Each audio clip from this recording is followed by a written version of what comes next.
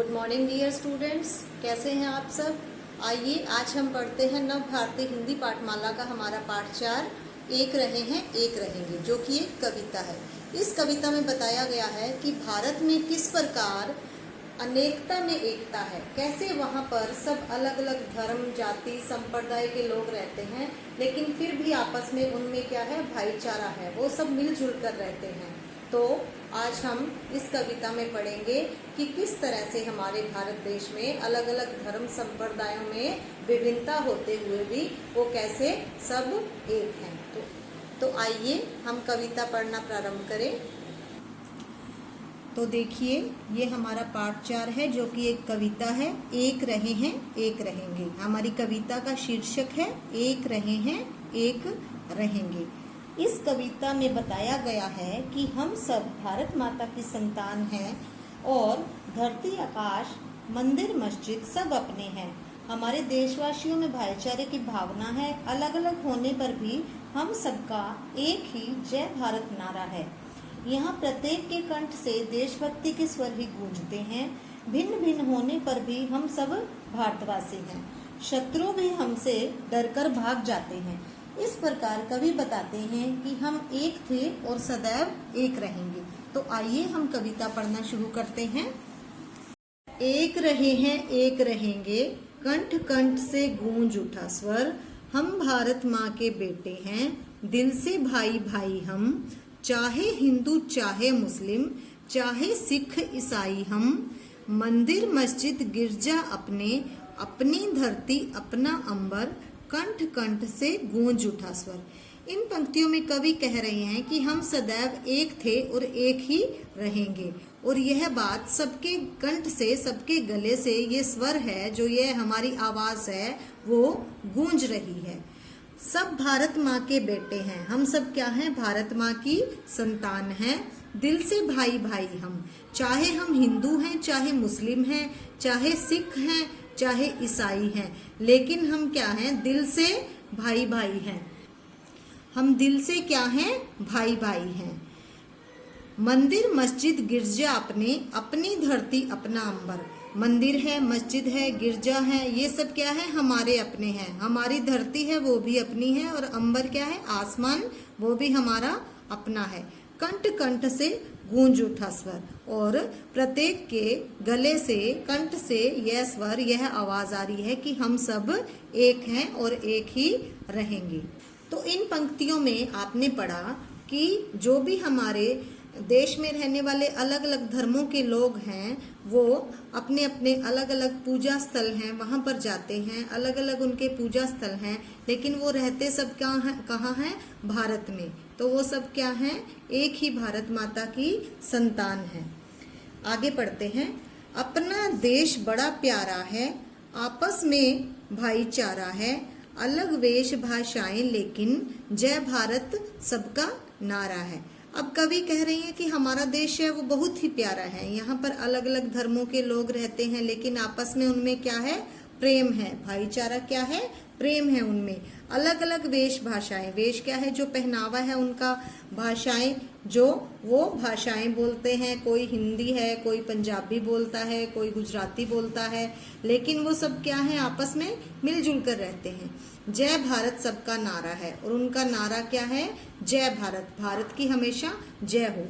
मिलजुल कर गाते हैं हम सब देशभक्ति के गीत। यहाँ पर सब अलग अलग धर्म से संबंध रखते हैं, लेकिन मिलकर वो देशभक्ति को जो गीत हैं, वो मिलकर सब देशभक्ति के एक जैसे ही गीत यहाँ पर गाते हैं।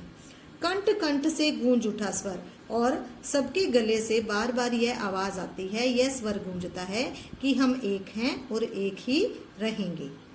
तो इन पंक्तियों से हमें पता चलता है कि अलग अलग वेश भाषाएं होने के कारण भी सब मिलजुल कर रहते हैं, और जो देशभक्ति के गीत हैं वो सभी यहाँ पर एक समान ही गाते हैं। भारत देश के लिए सबके दिल में एक जैसा ही प्रेम है। आगे पढ़िए। अलग अलग क्षेत्रों के वासी, सभी भिन्न भाषा के भाषी। कितने ही समुदाय मगर सब कहलाते हैं भारतवासी। अब देखिए, अलग अलग क्षेत्रों के वासी, क्षेत्र क्या है? स्थान, वासी रहने वाले लोग, सभी भिन्न भाषा के भाषी, भाषी के अलग अलग भाषाएं बोलने वाले, समुदाय, समूह, संस्था कहलाते हैं भारतवासी। हालांकि भारत के अलग अलग क्षेत्र हैं, स्थान हैं, वहाँ पर रहने वाले लोग हैं जो अलग अलग क्षेत्रों में रहते हैं, लेकिन अलग अलग भाषा है उनकी, अलग अलग भाषा बोलने वाले हैं, उनके अलग अलग समुदाय हैं, लेकिन फिर भी वो सभी क्या कहलाते हैं? भारतवासी कहलाते हैं। मतलब इतनी अनेकता होने के बाद भी वो क्या है? एक हैं। कैसे कैसे शत्रु भागते आखिर हमसे मुंह की खाकर, और हम सब एक हैं, एकता में बल होता है। तो क्या है, हमारे देश में जो आने वाले शत्रु हैं वो भी हमसे मुंह की खाकर, मतलब बुरी तरह हार कर भागते हैं। हमारी एकता के आगे वो भी डर कर भाग जाते हैं।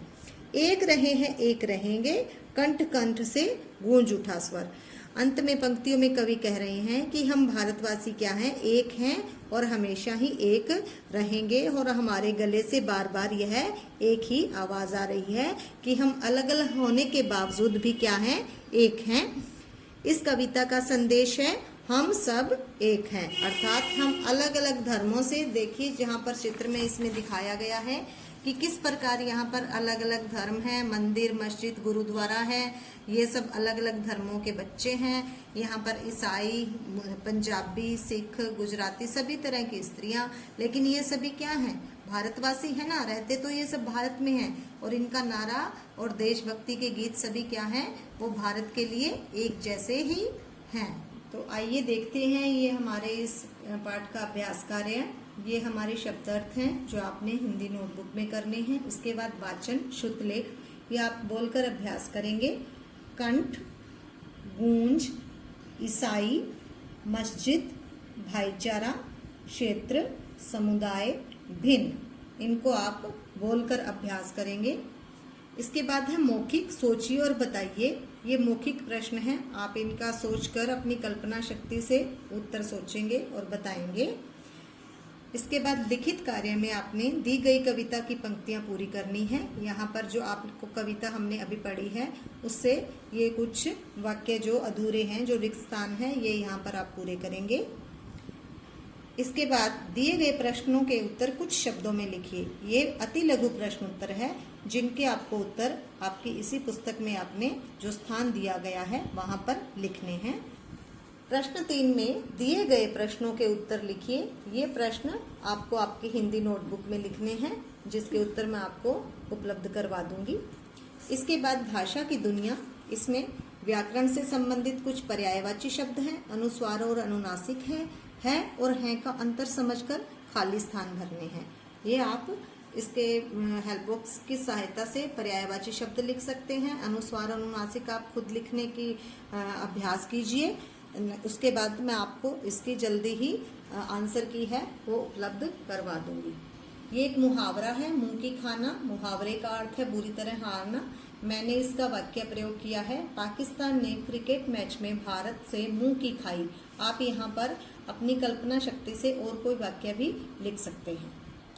तो डियर स्टूडेंट्स, मुझे उम्मीद है कि आपको ये कविता अच्छी तरह से समझ में आ गई होगी। आप इसको बार बार पढ़ने का अभ्यास करें और इसको लयबद्ध गाने का भी अभ्यास करें। और अब मैं आपको जो भी इसका अभ्यास कार्य है वो जल्दी ही PDF के माध्यम से उपलब्ध करवा दूंगी। धन्यवाद।